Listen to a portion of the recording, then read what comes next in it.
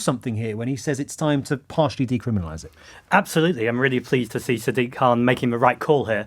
I'm often the first to criticise Sadiq being elected in the London Assembly when he gets things wrong, but I also think it's important to be magnanimous when politicians get things right.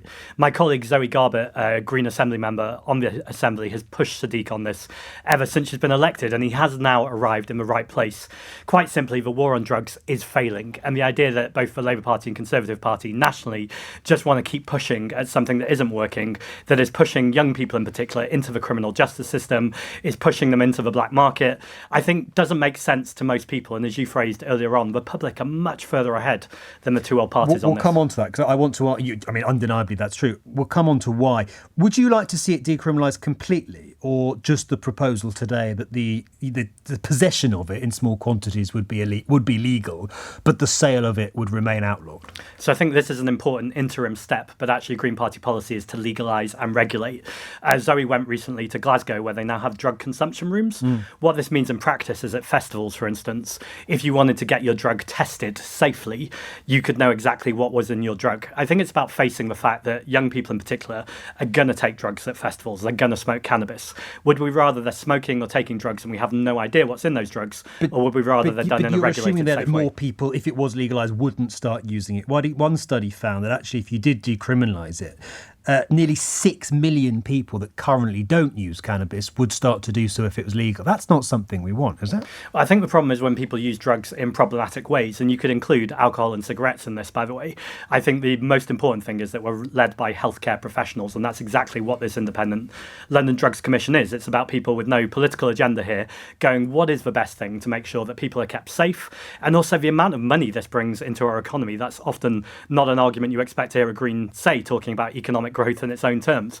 But actually legalising cannabis would bring money by tax returns, and also making sure that it's actually being bought. But Zach, at what cost? I mean, this is a dangerous substance. This can lead to paranoia. This can have significant impact on the people that use it. You will hear a lot of people who were cannabis addicts saying, actually, it destroyed my life. So yes, it might bring in more taxes, but at enormous cost to some of the people that are using it. So the people I always really want to listen to are a lobby group called Anyone's Child, which is a group made up of parents, brothers and sisters who have lost people to the war on drugs, who have lost their lives to drugs, who are saying actually the best thing you could do is legalise and regulate it. In terms of paranoia, there's lots of evidence to show that it's correlation and not causation. That if someone is anxious in life or if they are paranoid, then they might turn to cannabis to medicate for those symptoms. Again, that's not for me as a politician to decide what's right or wrong, but I think it's important that medical experts follow the science on that. And increasingly, in larger numbers, they are saying actually medicinal uses for cannabis are also really important. And that's something, again, it would be much better if it wasn't happening on the black market. Let's touch on the politics of this, because you are right. More people, in terms of the public at large, support decriminalising cannabis completely than support keeping it illegal. And yet you've had a very swift reaction, unsurprisingly, from both Labour and the Conservatives saying we must not decriminalise cannabis. Labour Party says we have absolutely no plans to do this. The Tories say doing so would be soft on crime. Why do you think Westminster, or at least the main parties, are sort of so behind the public on this? I think we see this on lots of issues and not just cannabis decriminalisation. But I think a lot of it is they're in hock to the Daily Mail and other right-wing newspapers where they're really just chasing that vote. We also know in a split first-past-the-post system, we're seeing this on immigration too, that actually I think the public are much compassionate and kinder towards the idea of migrants and people seeking refugees than we see from the Labour Party and the Conservative Party. And it's this kind of chasing this vote the entire time that I think does not represent the broader view at large. I think more than anything as well, it's about a fear of being risk averse about anything that they might be criticised for.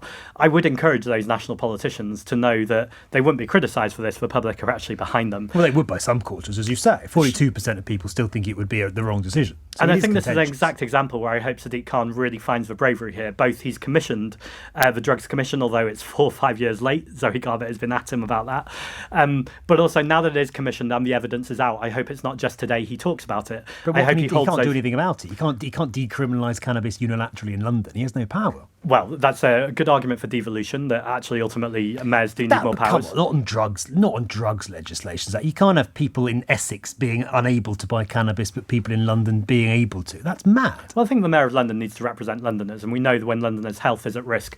For instance, by the way, there's a really important point here that in terms of stop and searches, young black men are much more likely, 6 times more likely to be stopped and searched than their white counterparts. It can't be a devolved issue. Drug policy has to be a national decision. You can't have a postcode lottery in drug laws. No, but if we look at the police force, for instance, where he does chair the Metropolitan Police, we're seeing the Met Police run much more stops and searches on young black men, despite the fact that all evidence shows from today this report that actually young white men are just as likely to be in possession of cannabis. So there's a clear racial bias here. But now, I don't think it's just they're not just looking for cannabis. They're looking for weapons, they're looking for knives, they're looking for guns, they're looking for other drugs. But often it's under the first kind of movement towards it is smell. And this report, again, is saying that's actually a really bad reason to stop and search someone.